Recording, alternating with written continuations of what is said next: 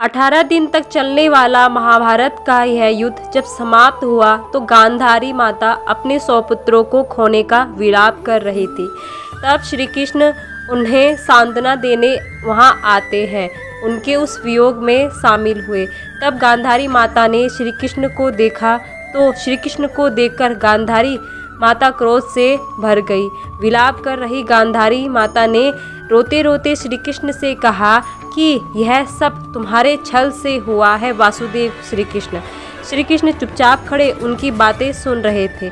श्री कृष्ण, यदि तुम चाहते तो इस युद्ध को रोक सकते थे, लेकिन तुमने ऐसा नहीं किया। श्री कृष्ण गांधारी माता की बातों को चुपचाप दोनों हाथ जोड़े सुन रहे थे।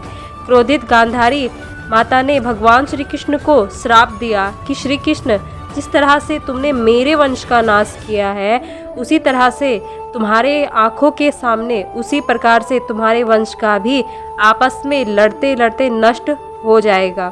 श्री कृष्ण ने गांधारी माता से हाथ जोड़ते कहा कि यदि इस श्राप को देने से आपके मन में शांति मिलती है माता, तो मुझे आपका श्राप स्वीकार है। लेकिन माता, कोई किसी के श्राप से नहीं मरता है, वह तो अपने पापों के कर्मों से मरता है। यह कहकर श्री कृष्ण वहां से चले गए और द्वारिका आकर रहने लगे। महाभारत युद्ध के 36 वर्ष बाद गांधारी के श्राप का असर आरंभ हो गया। अभिशाप के कारण द्वारिका में अपशगुन शुरू हो गए। एक दिन द्वारिका में कुछ ऋषि आए जिनका यदुवंशी बालकों ने अत्यधिक अपमान कर दिया था। इसके बाद श्राप का प्रभाव तेजी से बढ़ने लगा। इसके बाद सभी द्वारिका वाले मंदिरापान करने लगे, जिससे वह आपस में लड़ने मारने लगे।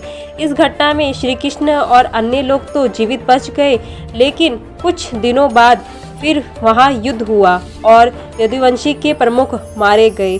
भगवान श्री कृष्ण समझ गए कि श्राप पूरा करने का समय आ गया है। फिर श्री कृष्ण ने अपनी लीला से एक शिकारी के तीर लगने से मृत्यु प्राप्त की और देह को त्याग दिया। इसके बाद पूरी द्वारिका सागर में डूब गई। भगवान सब कर सकते हैं, लेकिन भगवान अपने बनाए हुए नियम को नहीं तोड़ सकते हैं। राधे राधे।